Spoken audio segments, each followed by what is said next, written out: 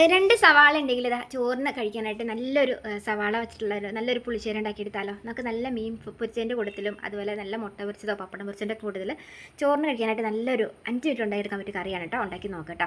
അപ്പോൾ ഞാൻ 2 സവാള ചെറുതായിട്ട് അത് അരിഞ്ഞിട്ടൊന്ന് വഴറ്റി കൊടുത്തിട്ടുണ്ട്. അതിലേക്ക് കുറച്ച് കറിവേപ്പിലയും കുറച്ച് വെളുത്തുള്ളിയും ഇഞ്ചിയും കൂടെ കൂടിയിട്ട് ഇതുപോലെ ഒന്ന് വഴറ്റി കൊടുക്കാം കേട്ടോ. പിന്നെ ഒരു 1.5 സ്പൂണോളം മുളക് പൊടി ഇട്ട് കൊടുത്തിട്ടുണ്ട്. ഇനി ഇതുപോലെ ഒന്ന് നട്ടിട്ട് വഴറ്റി കൊടുത്തതിന് ശേഷം നമുക്ക് ചെറിയ നല്ല പഴുത്ത തക്കാളി ഉണ്ടെങ്കിൽ അത് ഇതുപോലെ ഒന്ന് അരിഞ്ഞിട്ട് കൊടുക്കാം കേട്ടോ. ഇനി നമുക്ക് ആവശ്യത്തിന് ഉപ്പും കുറച്ച് വെള്ളം കൂടെ ചേർത്ത് കൊടുത്തിട്ട് നമ്മളൊന്ന് മൂടി വെച്ചിട്ട് ഒരു 5 മിനിറ്റ് നേരം ഒന്ന് സെറ്റ് ആവാനായിട്ടൊന്ന് വയ്ക്കാം കേട്ടോ. ഇതുപോലെ തക്കാളിയൊക്കെ ഒന്ന് ഉടഞ്ഞ് വന്നിട്ടുണ്ട്. ഇനി നമുക്ക് ഇതിനകത്തേക്ക് ഒരു ഐറ്റം ചേർക്കാണ്ട് നല്ല തൈരോ മോരോ ഉണ്ടെങ്കിൽ ഇതുപോലെ ഇത്തിരി വെള്ളം ചേർത്ത് മിക്സിയുടെ ജാറിലൊക്കെ ഒന്ന് കറക്കിയിട്ട് ഇതുപോലെ എടുത്ത് ഒഴിക്കാം കേട്ടോ. നമ്മൾ മോര് ഒഴിച്ചതിന് ശേഷം പിന്നെ തിളപ്പിക്കാൻ നിൽക്കട്ടോ, തീയങ്ങ് ഓഫ് ചെയ്യാട്ടോ. അതിനുശേഷം ഇത്തിരി മുളക് പൊടിയും അതുപോലെ കറിവേപ്പിലയും കടുകും കൂടെ പൊട്ടിച്ച് താളിച്ചെടുത്തോ.